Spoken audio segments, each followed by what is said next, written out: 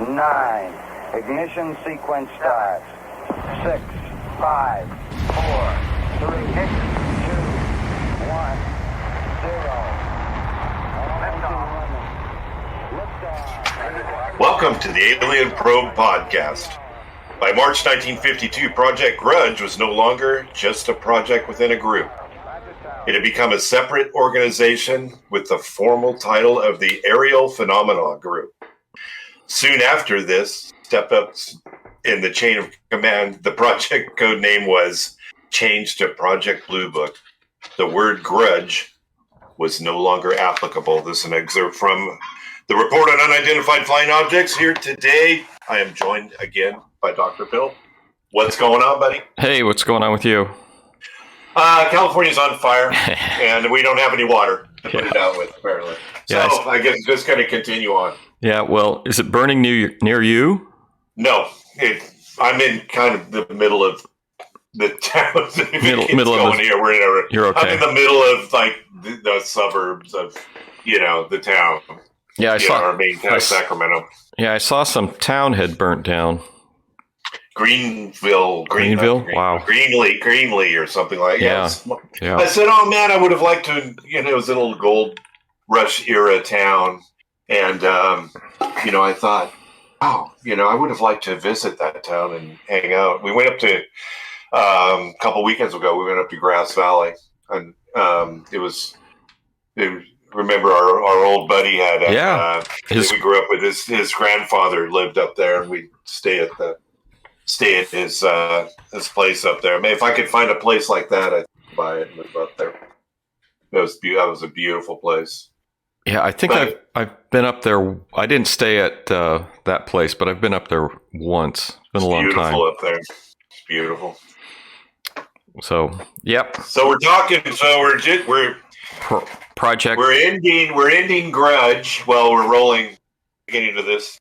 We're ending Grudge, and we're kind of rolling into our hero, Edward Ruppelts, is spearheading. Sounds like he's spearheading the effort of the ATEC, and guiding us into a new era of. I think it seems like there's just a lot of interest in UFOs, and all of a sudden in the 50s, and then it kind of grew from Grudge to Bluebook. But before we get started, do we have any? I know you sent me a couple things this week. Yeah, one of them was the Lazar. Real quick, the Lazar thing. The Lazar interview that was done after. I saw. Is that Mickey Rourke one where he was narrating it? That was the movie, and then that was this. I think that was a question and answer after they had done a screening somewhere. Yeah. And the Mickey Rourke thing was weird. And in space and time and metaphysical vacuum tubes, and I stepped in a puddle and thought. Yeah, it was weird. Weird. My wife will accompany me on my missions into watching these things. Yeah. I just can't listen to that guy. Yeah, that really detracted from. When I saw that video, I was like, that really detracted from the show. They didn't need it. Maybe Mickey needed some money. Yeah, I don't know. That was just strange. Have you seen the new Suicide Squad? Yeah, I did. What did you think of it? I thought it was decent. Thought it was good. What'd you think? We're about halfway through it. I'm not a big DC fan. Everything's all too dark. And, what do I like about gratuitous? I'll tell you what. Yeah.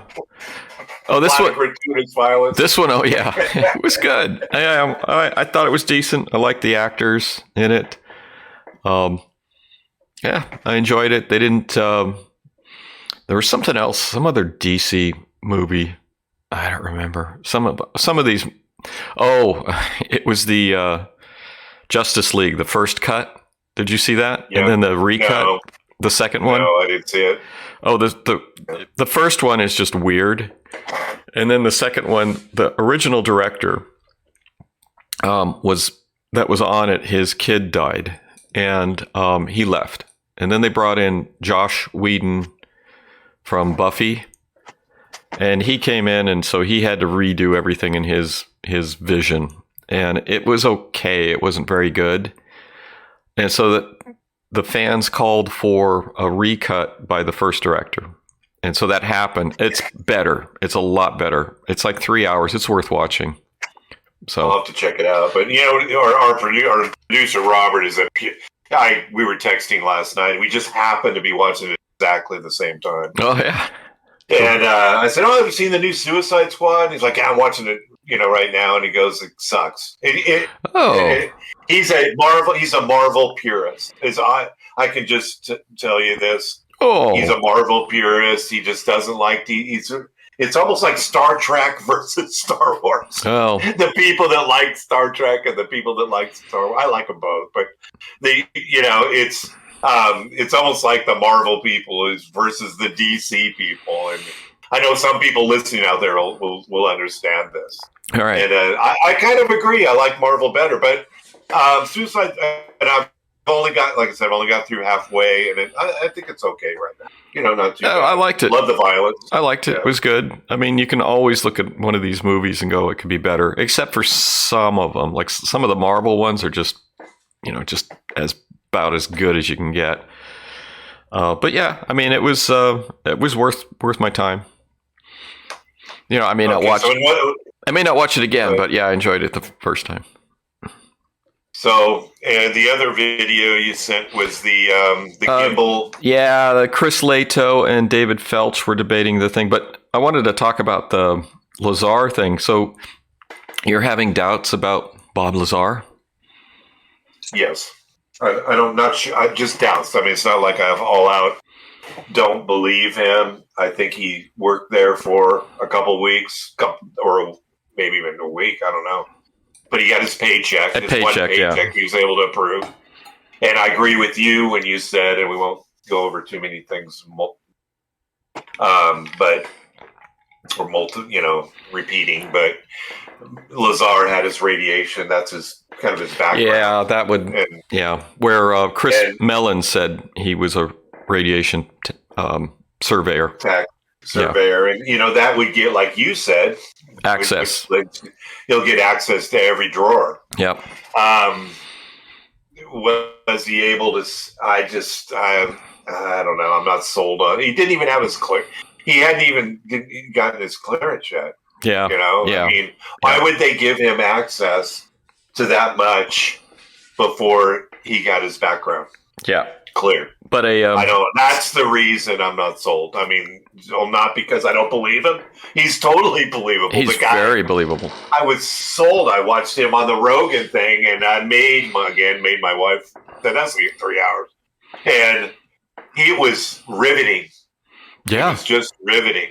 And I listened to, and we went up to our friend's cabin, and I made our other friend listen to it in the truck on the way. And he was sold. So, it's just amazing that, but still, I think he took that and he expanded his own. I got in there. I think he's an incredibly good. I would like to interrogate him for about I don't know 40 hours. Yeah. 40 to 80 hours. Okay, Bob. You got waterboard him? No, just a lengthy. What really happened? Lengthy interrogation. We're going to ask a series of questions, and you're going to answer these questions as truthfully as possible. And we're going to take all the time in the world. So, I also watched the show on. Remember, we were joking about it as I was barbecuing. I turned it on outside the Netflix UFO show. Oh my God, that was so friggin' awful. I know, it was horrible. They had the alien that I guess there was one alien they said survived Roswell, and that they kept it alive for a long time, but it died. Well, the book I've been reading, Corso's book, one of the top 10. It's one of the top 10 hoax books in the history of mankind, according to The Guardian. And he says that one alien was shot by the military as it was trying to escape, and then they captured another one that was injured, but it died. but it You know, died. they're not even armed. They're not armed or anything. Yeah. It's like, just Yeah. shoot it. Yeah. You know, it's It's just like, halt. Wait, then you shoot, and then you go, halt. So, I mean, if it's, you know, I guess it's better than it, you know, getting mind melded into, or whatever they do, whatever they think they can do. I don't know. I mean, yeah, but like a ray gun shooting the blue beam. The movie. But I do have to say that one of the things I'm really getting out of this book, The Day After Roswell, is sort of the military mindset, because this guy was in the military for a lifer, and he was on MacArthur's staff in Korea, and he was intelligence in World War II, and he was in the Eisenhower White House, and then he was worked for a Congress or senator. So this guy, if you want to sort of get a view of the military mindset, it really is a good place to, and secrecy and how they compartmental information and stuff, because this guy's intelligence and tech analysis. He was in the foreign technology thing.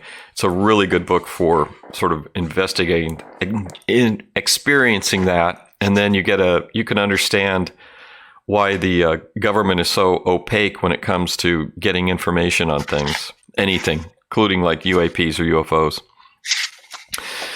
Did you finish that book? No, I'm slowly reading it. what page am I? I'm on page 80. What is it? I mean, did it say Roswell? I mean, obviously, he said Roswell did happen. What happened? He saw an alien in a jar, and early on, and then he got in the Pentagon. He got into. He was supposed to figure out how to deal with the technology they acquired from the crash site and get it integrated into the military.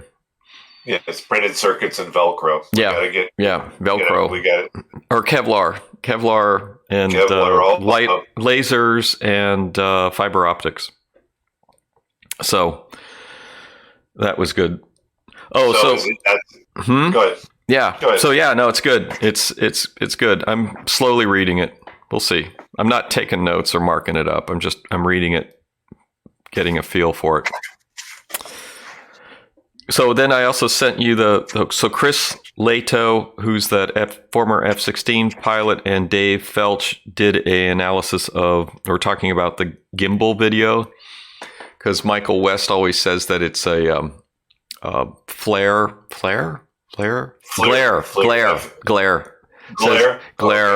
And there's apparently a big sort of deal about the gimbal self-rotating, or is it flare rotation and all this crap. And and then Mike West came out with a rebuttal video, which was sort of weird. And Thunderfoot, who's this guy on YouTube, he does he does good videos, and he did a rebuttal on this. And I mean, the Mike West and Thunderfoot rebuttals, they spent like half of the videos just sort of like nitpicking and not really covering the details. It's just annoying. So the only thing I can get out of these videos is nothing. I mean, I watched it and I thought, it's kind of technical. What did we really find out? Well, what I'm walking away with is Chris Lato and David Felch are familiar with the equipment, and they've worked with the equipment.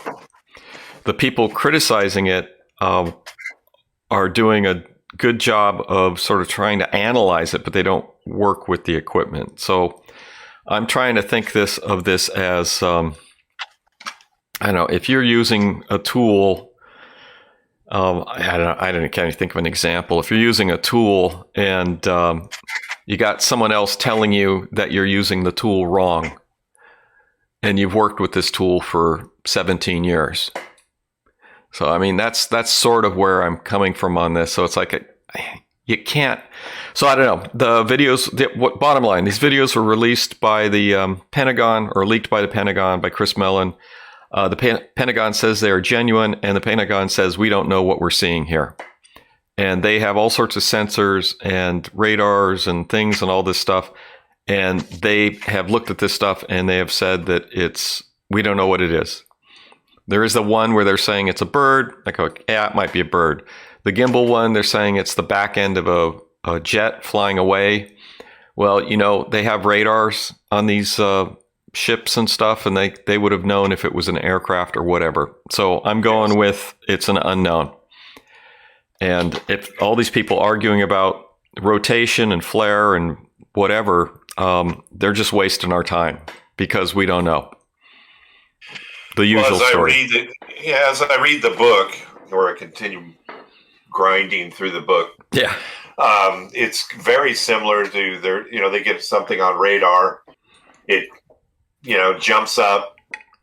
They send up an F-86. They chase, they try to guide this thing towards it. And then the radar, long-range radar, back in the 50s now. Yeah. Long-range radar. And then when things get closer, I guess it needs to be they change its setting to the closer radar. And both things disappear. Yeah. And then when a radar expert, somebody said it was a temperature inversion or weather problem. And, one of those radar guys came in and said, no, this is real. When they brought the radar in and the things disappeared, simply wasn't correctly set up. The radar wasn't. It's not that they disappeared or anything happened. It's just that they should have been able to see it, but they didn't.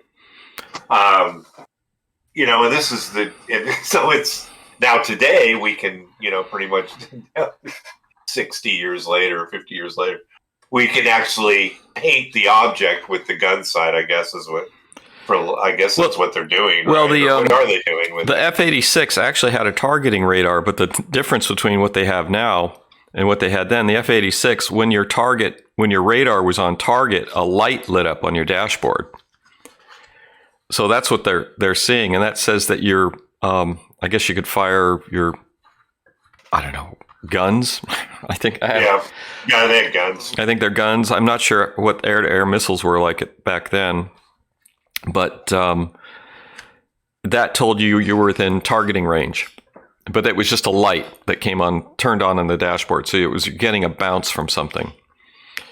And they had the discretion to decide whether or not they could shoot or not. I'd read that. Well, the very first thing in Ruppelts' book is a description of a report that the intelligence officer at the base had him read and destroy of a jet firing on a UFO. Yep. And it's one of the things that just really pulls you into this book, and it's awesome. I mean, and I've said it multiple times. It's like they got these things buzzing our warships. Shoot them down, collect the debris, do an analysis.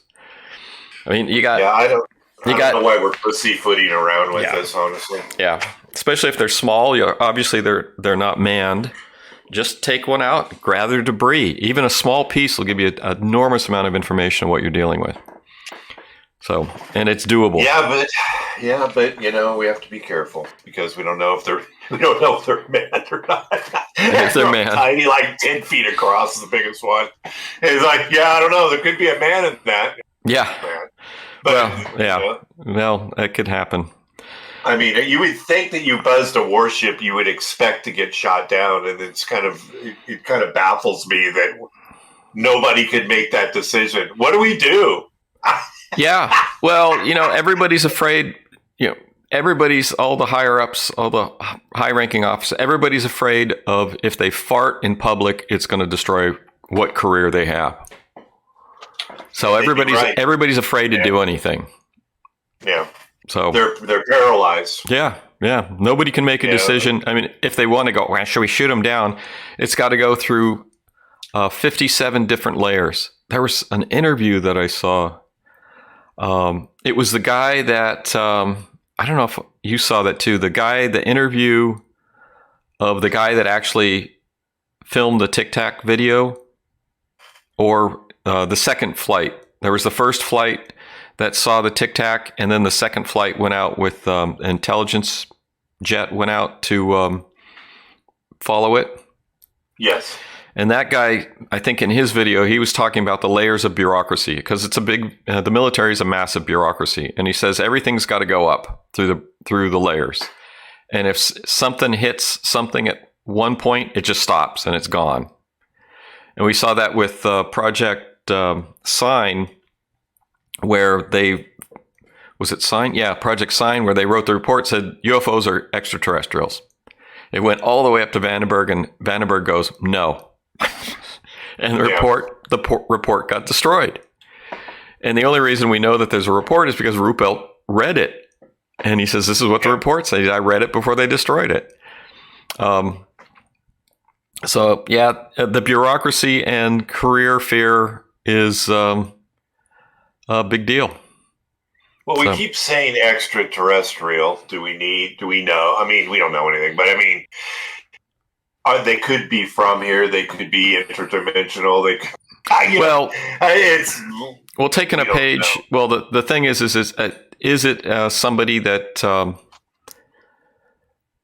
with what we know and what we've gained in sort of scientific knowledge, we can everyone would assume that a spaceship came from another solar system somewhere in our universe. And, yes. And it's like Star Trek. You can just travel freely about. Well, that may not have happened. A more likely scenario is what the Harvard Galileo group is doing now, looking for extraterrestrial archaeological whatever. Is what's more likely is advanced civilizations sent out probes. And these probes could be, they don't have to be very big. They just have to be self-contained and like self-replicating. Basically, they could mine material and build stuff. So, and then you send out a bunch of these probes. Who cares if it takes 100,000 years or 200,000 years to get somewhere? If they're thinking, well, we're going to be around in a million years. We're going to just send this off. The limits of this, we're limited by the ability to exceed the speed of light, so it takes a long time to get anywhere. And we're just going to build this probe that's going to look for habitable planets, and we'll send it there. And that probe this is a science fiction scenario. The probe will just replicate, machines to investigate and explore, and eventually report back to wherever, if it still exists. The civilization can be done by then. Huh? Yeah, could have been a billion years ago. So that's actually. So maybe we should ignore it. Maybe it's like, what do we care? They're not hurting anything. Well, that's what the plan has been. Apparently, has been ignoring it for 70 years. What's interesting is this Corso is saying that we didn't ignore it, but that it was an ongoing issue with the military, where it was to take these things, get the technology, and adapt it, because that's what we do. Yeah. So. Yeah. Hey, I took a look at this paper. Remember, we were talking about the Hynek paper where he was talking about that was published in Science, that was talking about UFOs and what we knew or didn't know. Ooh, I forgot about the Project Grudge and Bluebook reports. But anyway, so we went through that. So the Hynek paper? The Hynek paper, where he said, UFOs were never reported by scientifically trained people. And he says this is unequivocally false. UFOs are never seen at close range and are always reported vaguely. And he had that whole 10 issues. Well, there was a rebuttal paper published in Science by a physicist and called The Physics and Metaphysics of Unidentified Flying Objects. And I have to say, it's really bad. Really? Well, it's the usual thing. It's like, oh, you're dumb. It's like the people criticizing. Yeah, it's the same. It's the argument between Leto and Mike West and stuff. It's like, no, you're dumb. So it's like, it's just nonsense. And he goes, what did this guy do? He said, he goes, but Hynek goes, UFOs are never reported by scientifically trained people. And then he goes, but Hynek wrote in Encyclopedia Britannica that there were no reports of UFOs by trained observers. Okay, great. But you said, Yeah. Yeah, so that was fun. 1966 Encyclopedia Britannica. I have a newer Britannica that I looked at, and they just have like a little, thing about UFOs that says they're nonsense. This is crazy. Oh, really? It's crazy talk. Say that? Is that what it says encyclopedic? Yeah. Yes, people just are seeing Oh, things. my God. People are just seeing stuff. This is, I don't know when this one was published. It's probably 20, 30 years old.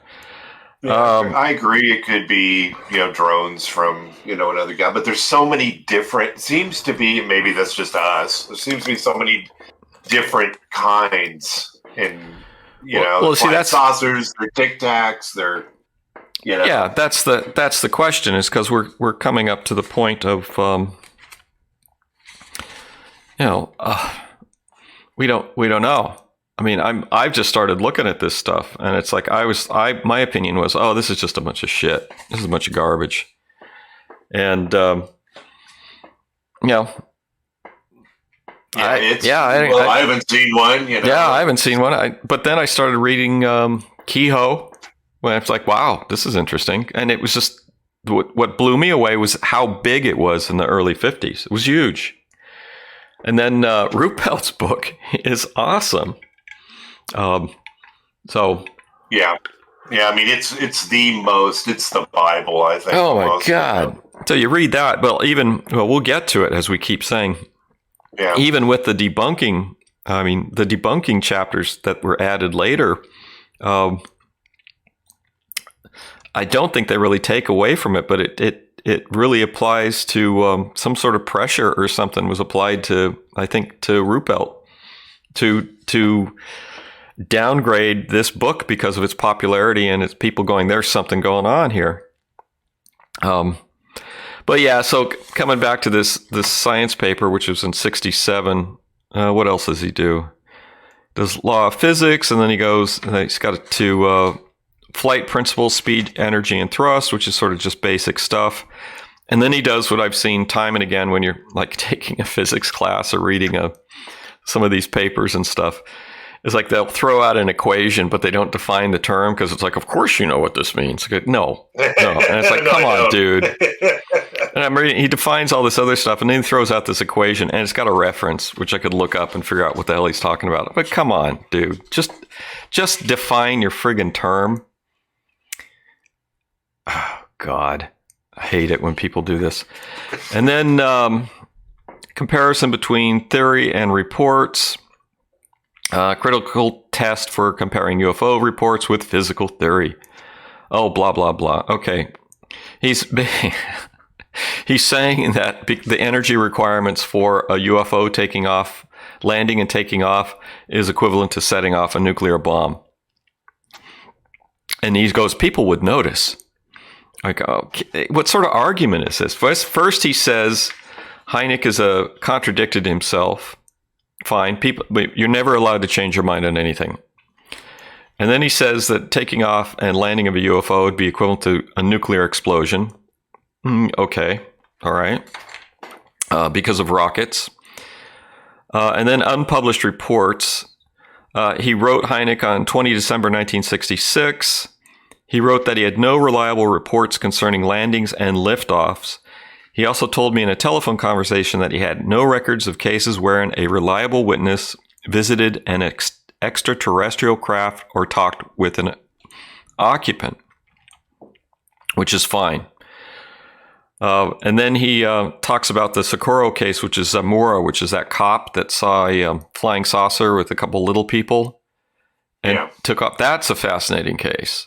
And he goes, so then he states to me in his letter, he says, with the exception, takeoff, landing, deal science, I mentioned science, not deal with landing and takeoffs. The only known case of landing and takeoff up to this point was the Socorro case, which is Zamora.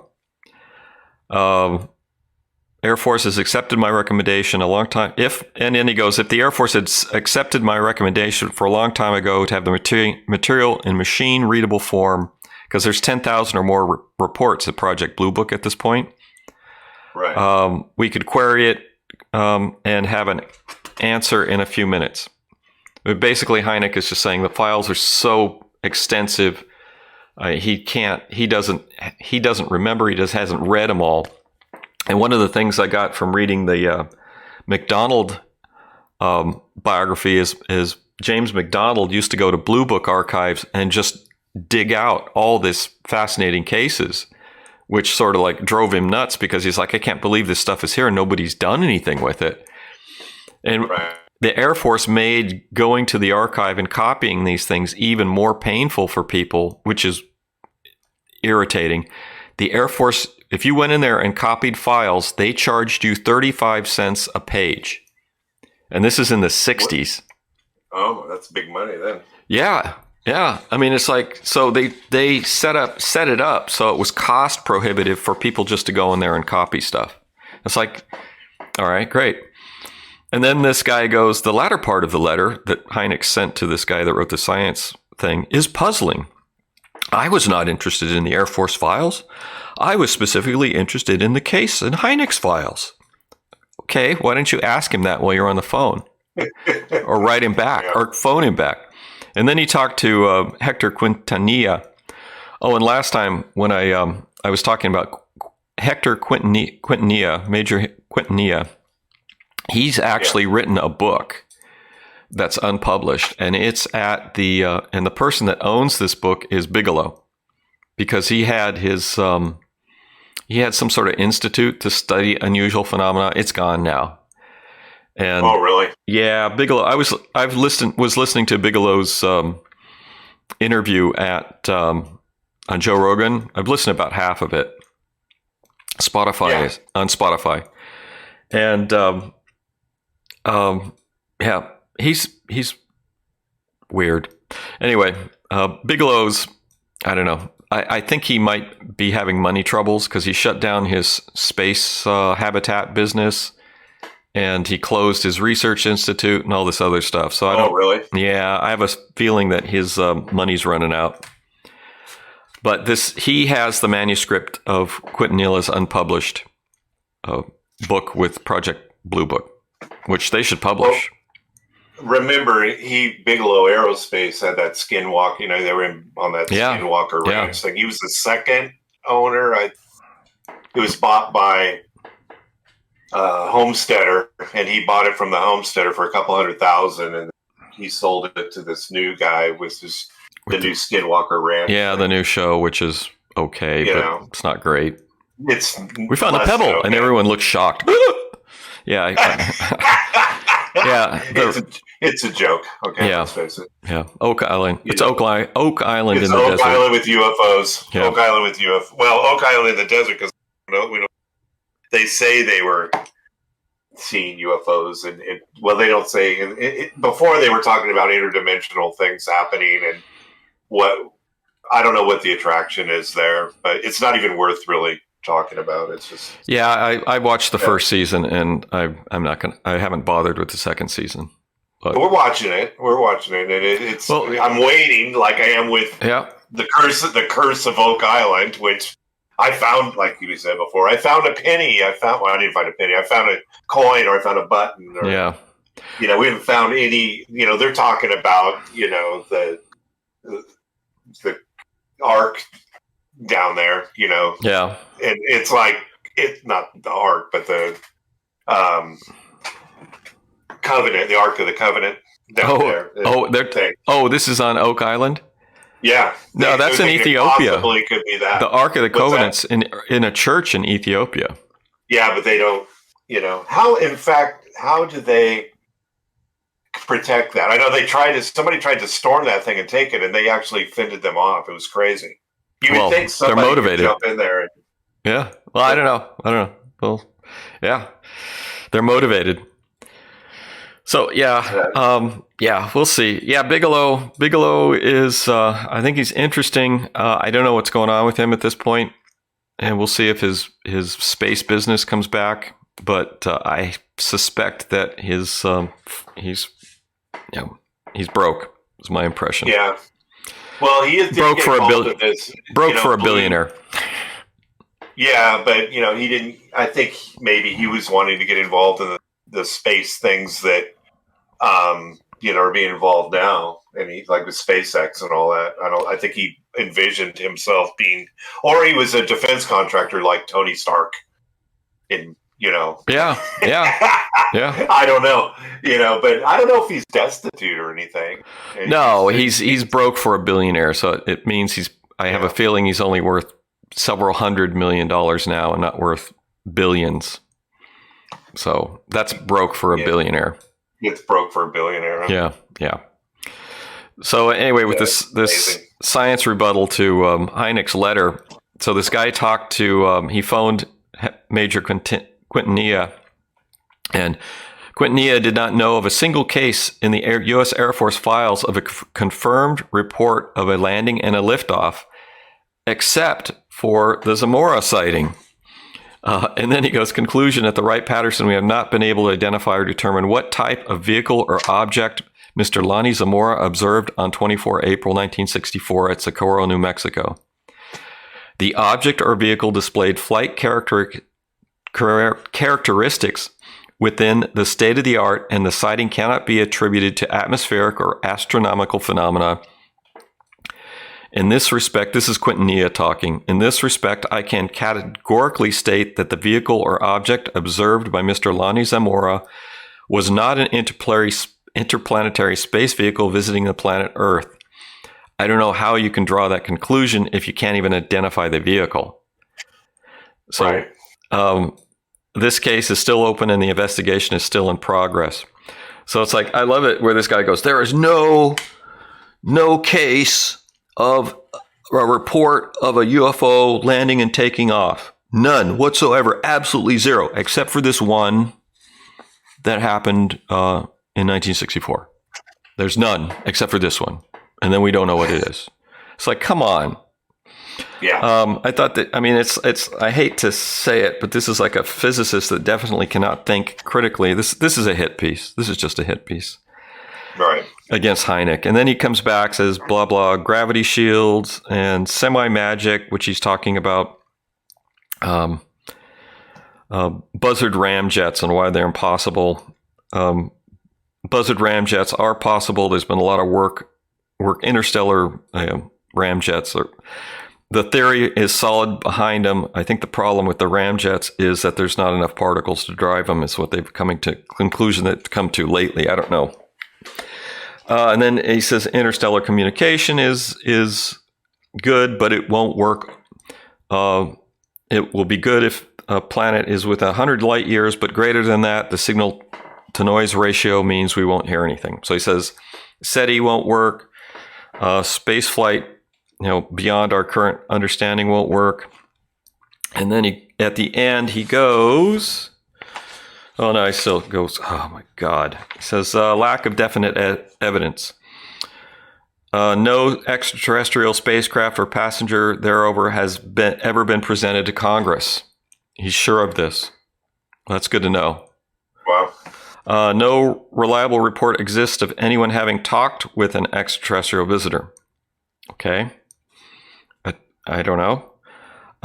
No accident has ever occurred at landing or liftoff which has left an extraterrestrial spacecraft on the ground, despite thousands of alleged landings. Oh, I sent you something. I told you to buy it. Buy it. Yeah, I tried. Yeah, we'll talk about that. Yes. I will buy it. It's got Roswell. It's got Roswell in it, where they actually went to the site and did a survey and looked around. How legitimate is this? This is CUFOS, Center for UFO Studies. It's one of their I don't know, their letters, their annual report, whatever. It's as legit as CUFOS is. So. Oh, really? Yeah. They came out with yeah. It should be decent. I mean, it's not like a. I didn't want to buy it because I bought too much crap. You got to do it. Oh no, I got it. Yeah. It's just I logged into eBay. Yeah. I'm like, I gotta get it up. Yeah, I immediately went to get it. I was in the middle of work, and I'm like, I'll just get it right now. It's telling me, and then it didn't work. So I'm like, I gotta get it. Yeah. You pick it up. But yeah, it should be, and then copy it and send me a copy. I will. It should be interesting. Kufos also, you can get all, I haven't done it yet, I'll do it at some point. You can buy a DVD with all their reports and everything, but it's $100. So, really? Now, how Center for recent UFO is Studies. Kufa, how long has that been around for everybody? Hynek founded that. Okay. And so their reports only come up through the early 90s, and then they stopped doing it. Now it's just an archive. I've corresponded with the guy that runs it because I've been researching the Gulf Breeze sighting. Oh, really? With the guy? Really, the guy that runs Kufa? Yeah. So I've actually spent a small fortune and picked up a report written by a guy who used to be an investigator for Kufos for a number of years. And I wanted some background information on the guy to find out, sort of his, just a general opinion. And the guy wrote back to me and he said that he was solid. And he did investigation for him for years, and then he left and just disappeared. And they don't know where he is now. And then I picked up a book that he edited for another small fortune called the Who's Who of Ufology Directory, published in 1998. And which isn't complete because I looked up a bunch of people that I'm familiar with, and it's not in there. But it was their first pass, and they never did any more. And this was put out by Kufos. But he has some biographical information in there on the guy. So I just wanted to find out, is this guy, stand up to scrutiny and not, because I've looked at other debunkers, and there was one debunker I looked into, and the guy is just a problem child.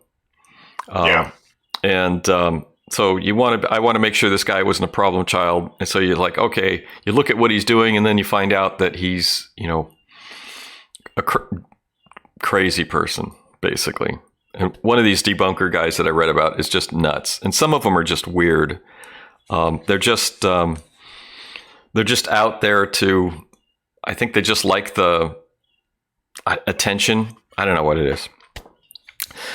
Okay. No accident. He says no accident has ever been reported liftoff, but supposedly, I don't know about Roswell, but Roswell is really sort of hung in there. Roswell would be an accident potentially. And then he says, we would expect visitors to contact us, take close-up photographs, and study us in detail before starting the long voyage home. Well, if it's a probe that was sent out 100,000 years ago, it's not going home. No. It's gonna gather information and document, and then it's going to, send another probe home to report, or it's going to build a massive communication laser in the orbit of Pluto or Neptune or something like that. And he says Hynek explains the lack of contact by asking, why should extraterrestrial visitors try to communicate with us? He states that we would observe but wouldn't try to communicate with a new species of kangaroo in Australia. So, which, that depends as if it's just a probe that's designed to gather information, it's not going to communicate, even if it's printing, creatures to run around and talk to us. So, yeah, we wouldn't talk to the kangaroos, but we'd pick them up and cut them open to see how they ticked. Yeah. So, but I mean, anything could be. I mean, these things could be us from the future. We've talked about this before. I mean, I don't think that time travel is really possible. You're not subscribing to the time travel. No, I don't subscribe to that. I haven't. Theory. There's some odd theories out there that say it might be possible, but I got a cat that wants attention. Can you hear that? I can hear the cat. Yeah. What's the cat's name? Idiot. Idiot? No. It's Beetle. He wants someone to come play with him. He's like, come play with me. They want attention. Yeah, he wants attention. But he sits in the other room and he drags a string around, and then he'll like sit in another room, and he wants you to come there and pick it up and walk around with it. Yeah. Yeah. Yep. How old's your cat? How old's the cat? He's not going to be that much older. I got to get up and shut the door. Hang on, I'll be right back.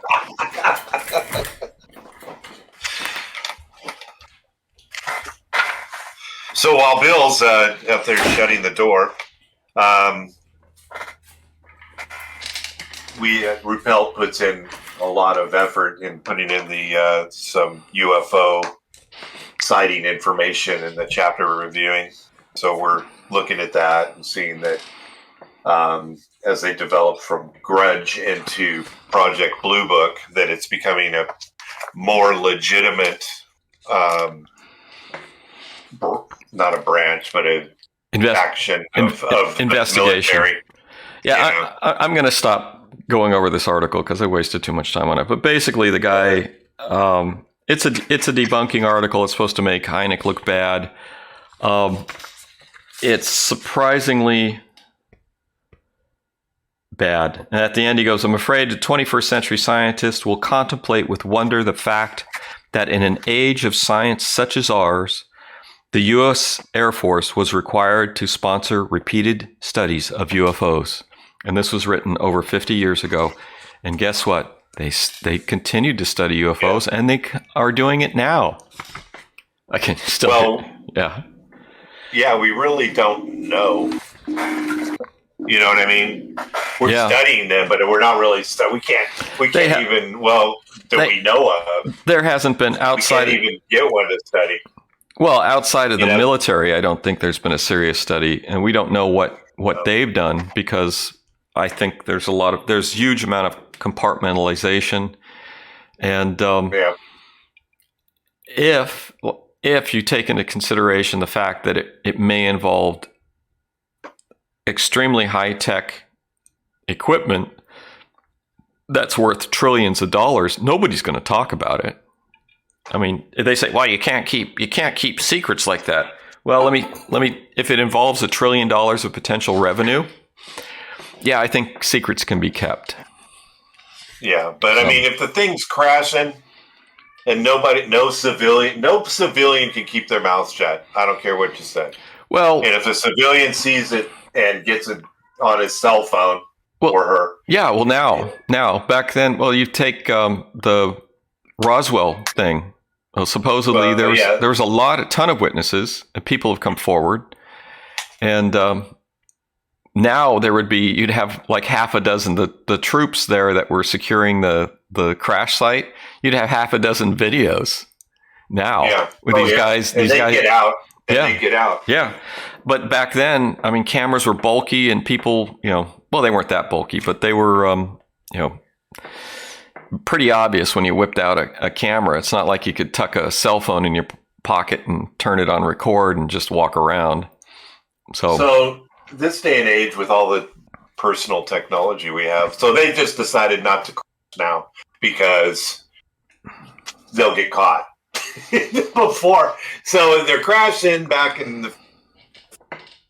but we can't, we've got witnesses and not enough personal technology to get some real evidence outside what the military has. But today, is it just not happening today? Is it not? Well, you mean the sightings, the video, capturing a video? I mean, we talked about how it was difficult to be video or take a picture of things the way they move. Like you said, you looked at. I've been doing sitting in the backyard looking at airplanes. Well, yeah, I still have a picture of that. I still haven't been able to get a good picture of an airplane. So when I've been running around, I guess they're not crashing anymore. Where, where a civilian would get some video of it and then leak it because they would, or sell it. More likely, they would be trying to sell it. Right. Yeah. Oh, yeah. Well, they'd put it on YouTube or something right away. Yeah. So I don't know. It's, we're still trying to, figure all this out. I guess it could be kept. If the thing crashed in my neighborhood right now today, this minute. Oh, it'd be all over. Yeah, you'd have a dozen people. But it always seems to happen. And even though it's a drone, it doesn't know to stay away from populated areas because then you'll be seeing. Well, the current UFO sightings are around warships, And then there was those drones that were running around, the West, I think northern Colorado and those states up there that were driving people crazy. And apparently there were some serious investigations into these things, and nobody has any information on them. Yeah. So I don't know. I mean, that's as of what's happening right now, but still nothing. We got video, like you said, but it's not very good. Yeah, And, I don't know. It takes it's like Galileo project at Harvard is very high resolution cameras. And that may get us some nice pictures or videos, but the problem is deploying them. How is that funded? Is it funded by Harvard or is it millionaires? The military. Millionaires. Military isn't funding it. They want to stay away from the government and any sort of government funding or use any government resources to do this. They want it to be and I think the reason for that is if they do manage to see something and capture something, if it is a probe, unmanned probe, archaeological, probe from a billion-year-old alien civilization, the tech that you could extract from it is worth trillions. Yeah. I mean, it's more than trillions. I don't know what's above trillions. It might be worth more than that. If you just take the extrapolation of what Corso is potentially, in his book, where he says that technology from Roswell was used to develop microchips. That's a multi-trillion-dollar industry right now. Everything's got chips in it. It's trillions. That's worth probably $10 trillion at this point. So, yeah, it's amazing. So what else, if that's what happened? So as we plow through the book. Yeah, we spent all this time talking about other things.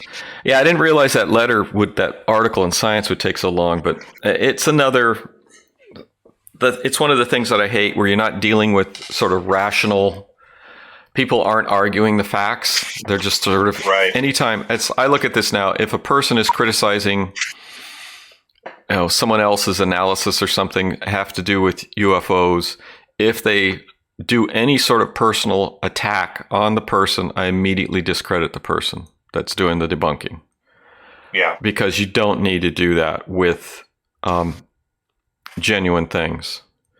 If you're going to say, wow, you said this and you're stupid, or whatever the equivalent of that is, then you're just wrong. If you can't argue the facts, go away. Well, state your case and move on. Yeah, state your case. Really... Yeah. Oh, my God. Yeah, just shut up. Grow up. So anyway, Project Bluebook, Ruppelt is in charge of Project Bluebook. And for the first time, we have a serious adult running the show. But he also ran into a lot of pushback.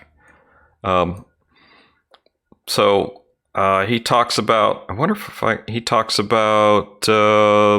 He does, but in this chapter, I don't know where that came up, but in this chapter, he's gotten a phenomenal amount of unlimited cooperation with commands around the Yes, in the U.S., maybe around the world. And he got a piece of paper that made Project Bluebook legitimate, which was Air Force Letter 2000-5, which I have a copy of. I haven't done buried in my pile.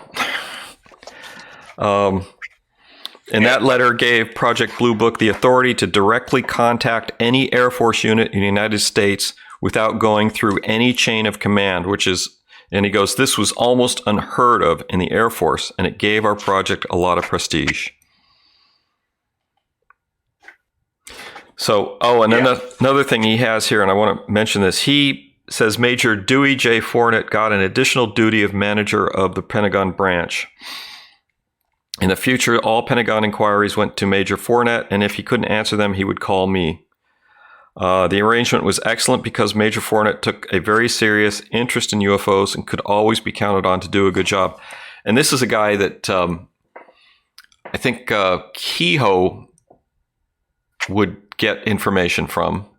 Oh, actually, it was Right. The guy that that we talked about before, the contact at the Pentagon, his boss was Fournette for a while. Yeah. The press guy. I knew you were talking about. Yeah, the press guy at the Pentagon, his contact who did, and we'll get his name again, but his boss was Fournette. But what's interesting about Fournette, when NICAP was shut down, Fournette participated in that, which I thought was interesting.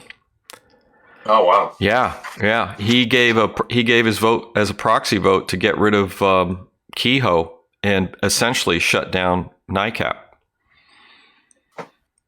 So amazing. Yeah. So here we had someone who was very on board with the whole program, but after the Condon report came out, and he was retired, living in Louisiana, he came out and he helped shut down NICAP, which was doing fine, and then it was just did the weird, shutdown. It was just knocked out. Yeah, well, all that stuff kind of comes from the top. Yeah, I think so. I think as of late, in as far as the 50s go, I think that the commanders finally figured out that there was something out there and that it needs to be. They're not shooting at us. You know what I mean? It's like they're just flying around up there, and they're not.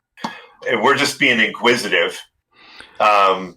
We think that they might. I mean, we've got the alien abduction things that we've touched on, well, more than touched on. Oh yeah, and we'll come on. We'll come back to that, and there's things that I want to explore with that. One of the things that I learned from this Firestorm book about James McDonald is the UFO community thought that all these alien abduction cases would eventually bring physical evidence. So and it never did. Yeah, nothing. Yeah, and so I don't know what that means. Or nothing that we have, nothing we know of. Yes. Yeah, at Wright-Patterson Air Force Base, that's where they hold everything. Just want to go on record again saying that. Yeah. Yes. Well, apparently, I could look that up, but it'd take me a minute. But the Bluebook files were moved to some archive, Air Force archive. So, and that's where McDonald was having to pay 35 cents a copy in the 1960s for Bluebook records. That's just to stop. That's just to inhibit people. Amazing. I was just looking at my notes from this chapter and we're doing chapter 10 for Project Bluebook. Yeah, the Bluebook build up. And he says, I guess Colonel Dunn was Ruppelts' boss at Bluebook, and he received a call from General Stafford's office. It seemed that a few nights before, one of the top people at the CIA was having a lawn party at his home just outside Alexander, Virginia. A number of notable personages were in attendance, and they had seen a flying saucer. Oh, really? Yeah, the report had been passed down to Air Force intelligence, and due to the quality of the brass involved, it was suggested that I get to Washington on the double and talk to the host of the party. And I'm looking at the excuse me. I'm looking at the Project Grudge and Bluebook reports 1 through 12. I'm not seeing anything about this, anything from Virginia, but I haven't done my homework, or Maryland. So, but anyway, that's interesting. So, Al Chop was the guy that was handling all inquiries from the press. And he was mentioned. Yeah, he was mentioned on that crazy UFO show on Netflix. Yeah. Did they? I watched. Yeah. Oh, yeah. They. Yeah. Oh my God, that thing was so bad. Oh. Pretty horrific. Oh. Jeez, read a friggin' book. Do 10 minutes. Well, you can't do it in 10 minutes. Do some research. Do some real research. A lot of people are interested in it, though. I thought it was okay. It gives some information, but it was obviously done on the cheap. So, and I think it was just to because there's going to be that J.J. Abrams UFO thing. It's coming out tomorrow on I can't remember which. Oh, is that tomorrow? Yeah, that one I sent. Yeah, yeah. The it's coming out tomorrow. I don't know which. It's HBO or Showtime. I don't remember which one. They're all the same to me.